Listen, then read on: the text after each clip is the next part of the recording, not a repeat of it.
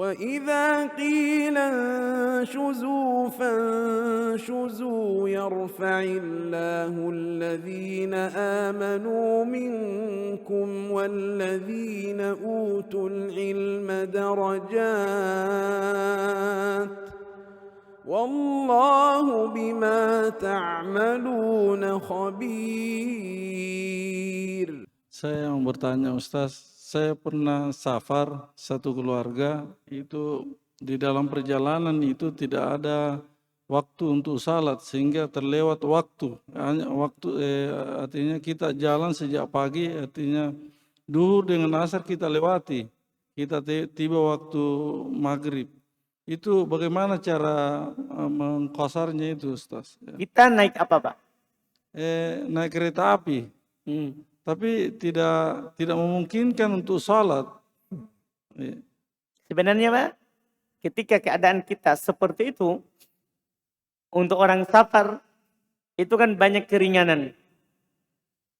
Banyak keringanan. Untuk orang yang safar. Pertama, dilihat. Kalau safar setelah masuk waktu, kita majukan salatnya. Kalau sudah masuk waktu. Tapi ini kan kita bilang dari pagi Pak ya. Ustaz, berangkat sebelum duhur tapi tiba sesudah asar. Berarti kan kita akhirkan Pak kalau sudah asar. Iya, jadi ini yang saya mau katakan. Jadi kalau kita berangkatnya itu sebelum duhur, maka kita akhirkan sholat duhurnya Pak ke asar.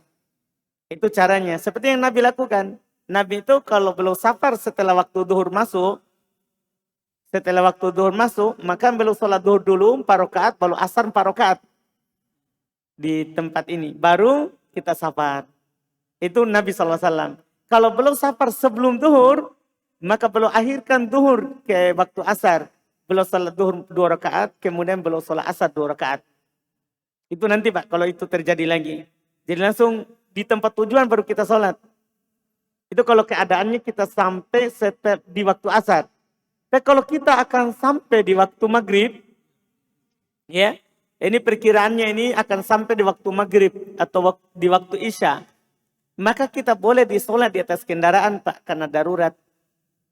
Solatnya sesuai keadaan. Sesuai keadaan. Kalau tidak bisa wudhu kita boleh bertayamum, boleh. Dan solat boleh sesuai keadaan. Masuk dalam ayat, fattaqullaha mastata'tum. Bertakwalah kepada Allah semampunya saja. Bahkan kalau tidak bisa ruku, tidak bisa sujud, boleh berisyarat dengan kepala. Boleh berisyarat dengan kepala. Seperti itu Pak. Itu kalau nanti terjadi. Tapi kalau itu misalnya kita sudah lewat, maka jalan keluarnya sebenarnya kita harus qadha. Ketika itu masuk kita sampai di waktu maghrib, maka kita harus sholat. Ya, kalau misalnya maghrib akan keluar, misalnya pas kita sampai adzan maghrib, maka kita maghrib saja dulu, baru nanti qadha duhur asar. Duhur asar, dua-dua. Nah kalau maghribnya misalnya sudah lewat, kita sampainya di isya malahan, maka tidak apa-apa, luas kita. Kan maghrib kan boleh akhirkan ke isya. Kalau kita safar, maka kita langsung saja sholat duhur dulu 2 rakaat, asar 2 rakaat, salam ini 2. Kemudian maghrib 3 rakaat, baru isya 2 rakaat. Seperti itu Pak. Allah Allah. Bagaimana Pak? Sudah jelas? Yang saya garis bawahi tadi sedikit Ustaz. Bahwa jika diakhirkan misal dari duhur ke asar, tetap urutannya Ustaz ya. Karena kan banyak yang berada di masyarakat ini, asarnya dulu baru ke duhurnya Ustaz. Baik. Dan harusnya duhur dulu baru asar ya Ustaz ya, kalau diakhirkan Ustaz ya. Baik, betul. Apa yang disinggung ini bagus. Jadi jamaah itu kan ada jamaah takhir, ada jamaah takdim. Jamaah takdim itu kita majukan asar ke duhur misalnya. Kita majukan isya ke maghrib. Ini harus tetap berurut. Artinya duhur dulu baru asar, maghrib dulu baru isya. Demikian pula jamaah takhir. Jamaah takhir itu maksudnya adalah kita akhirkan duhur di waktu asar. Bukan kita akhirkan sholat duhur setelah asar. Bukan, waktunya yang diakhirkan. Orang kadang memahami sholatnya diakhirkan. Enggak. Sholatnya tetap berurut. Karena sholat itu sudah tentukan urutannya. Duhur, baru asar, baru maghrib, baru isya, baru subuh. Jadi maksud dari jamaah ta'khir itu waktunya kita akhirkan, bukan sholatnya. Jadi sholatnya tetap nanti berurut. Kita akhirkan misalnya duhur ke asar, berarti duhur dulu baru asar.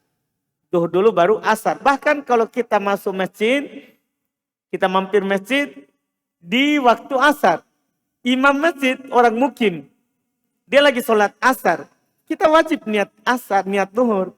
Kan tidak apa-apa, beda niat antara imam sama makmum. Jadi kita niatnya asar, duhur, baru nanti kita berdiri setelahnya untuk sholat asar. Setelah dia salam, kita salam bersamanya. Itu wallah. Jangan lupa subscribe, like, dan share.